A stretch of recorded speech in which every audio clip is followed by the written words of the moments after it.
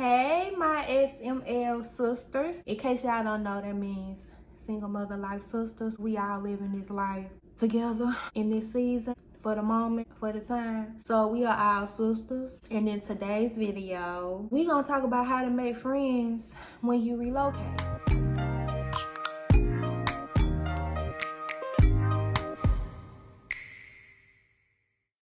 So first I want to say that you definitely have to build relationships and to connect whenever you move to a new state or a new city, because you are already moving without family and friends.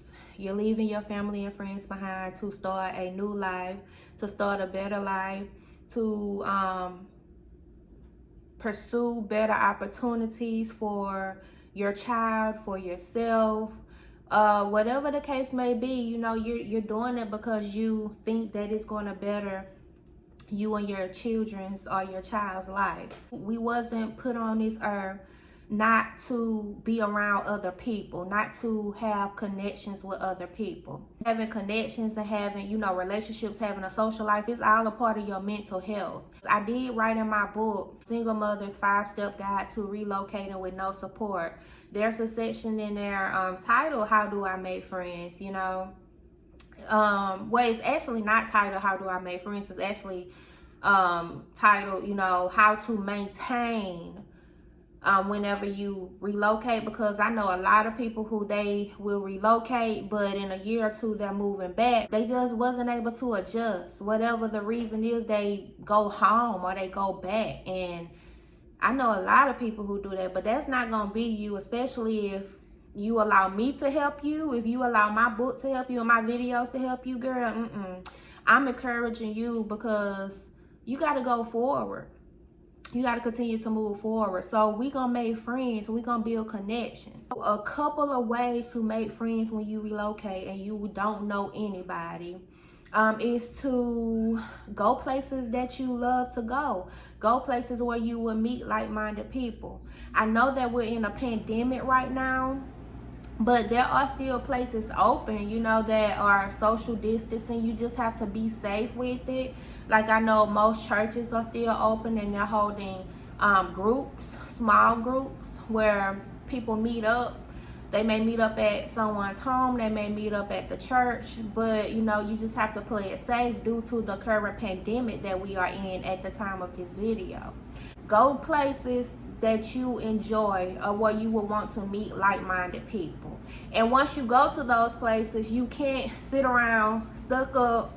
You can't sit around shy. If you are an introvert, you have to quickly learn to become an extrovert. I'm an introvert. I'm always in my head, always in my mind, and I don't mind being by myself. But when I came here, it was taking a toll on me because I wasn't going out meeting people. I was just trying to work. I was just trying to, you know, I'm like, I came here to build a better life, so I don't have time to play. You have to make time for you, and you have to have a social life.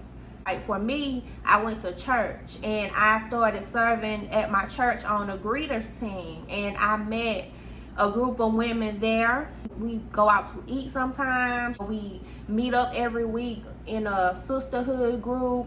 If I need someone to talk to, I know I can always talk to them. They're motivating, they're encouraging. You have to have an open mind, and you have to be willing to put yourself out there. Be willing to connect with people. Be willing to talk to people.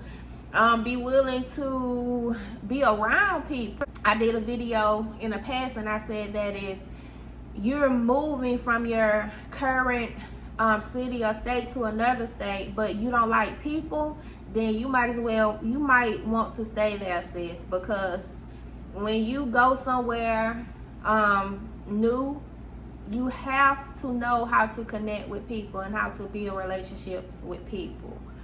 Also, for my son, you know, at church, there's a kids ministry, and he was able to play with kids his age and connect with kids his age. It's really not hard.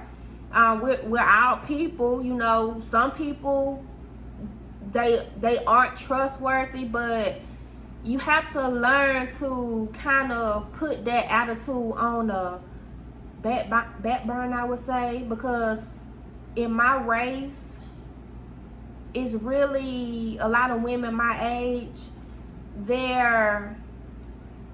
when it comes to other women, they have this attitude to where they think they're always in competition, or they think someone is always jealous of them, or it's some type of negative emotion, and you have to heal from that. Like, you really have to heal from that before you leave, if that is you, because you can't go to a new place with a negative mindset, with a negative attitude, and think that you're going to build relationships and think that you're going to connect with people. So you have to heal, from that rejection issue, because that's what it is. It's rejection. You have to heal from that, and you have to learn how to communicate with people. You have to learn how to put yourself out there and be vulnerable, so that you can build relationships and connect with people. Because from personal testimony, if you leave and you're not connecting with people, it's just you and your children, then you're going to feel mentally drained, and you're going to slowly become depressed. Because I know that was me, and I thought I was homesick, but as I sat down and did a self-evaluation, I realized that I no longer had a social life. Like, I was no longer connecting with adults my age. I was no longer able to talk to anyone. I was only talking to my son. And women, we need some, me time. We need some time with other adults. So go places where other like-minded people will be. Whether this is church, whether this is a park, maybe you can join some type of club. I don't know, maybe a cooking class, a sewing class, where other moms will be. And most likely those other moms will have children, your children's age. Maybe you can invite her for a cup of coffee, or maybe you can invite her and her child on a play date. You both go to the park. The sky's the limit. It's unlimited ideas to connect with people. Don't make it all about you. Make it about the other person. We already live in a selfish world, so you definitely don't want to make it about you. Try to learn about the other person, get more information about the other person, connect with the other person. It won't be hard to make friends. Like, I also met a friend, and it's funny because she's actually from Mobile with me. She's from Mobile. She's a single mom, and I met her when I was working at Amazon overnight. So I met her there, and we just, it wasn't hard. Our friendship just grew, and now, when I need someone to talk to, I call her. We planned lunch dates a couple of times, but it didn't fall through because both of us are pretty busy. But she's there. It's not like I'm just here and I don't have anybody. I don't have any friends. I came here that way, but it didn't stay that way, and it don't have to stay that way for you either. When you leave, you just have to have an open mind. You have to know how to be selfless. You have to know how to communicate, and you have to know how to build relationships. For my son, he also have people he play with and talk to sometimes here in the apartment complex.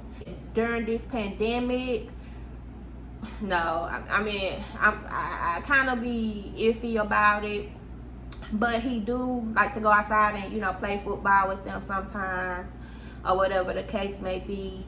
Just for his birthday, I actually reached out to his classmate's mom and asked her if they would like to go to the arcade with us, and it was as simple as that, and she said yes, and we had a great time. You just have to put yourself out there. You can't be scared and thinking that you won't make friends, because you're already going in with the wrong mindset. Know that when you get there, you will make friends, and you have to put yourself out there and be vulnerable. I know this video wasn't as to the T as you probably thought it should have been, but there is no magic pill, or there is no straight way to making friends when you move to a different place. It just depends on your mindset, and it depends on how you're willing to put yourself out there to build and connect with other people, which is why we're here. I love y'all. And again, if you haven't picked up my book, I'm actually waiting on my copy to come so that I can show y'all the pretty pink cover. But if you haven't picked up my book on Amazon, head over and get that book. You can get it on Kindle. You can get it in paperback. Not only does it list things in my journey that I haven't put on YouTube, but it goes deep and it's going to help you get some solutions and answers to things you may not have even thought of when it came to relocating. It's just going to give you a blueprint. It's just going to put it all together for you if you are a single mother who wants to relocate and you know some obstacles have been holding you back or the fear has been holding you back. That book is going to help you overcome the fear and those obstacles, because it's going to help you think creatively and to execute a strategic plan to go ahead and take action towards the better life that your kids and you deserve.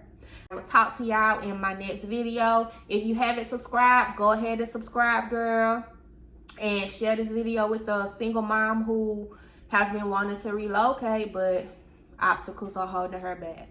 I'll talk to y'all later.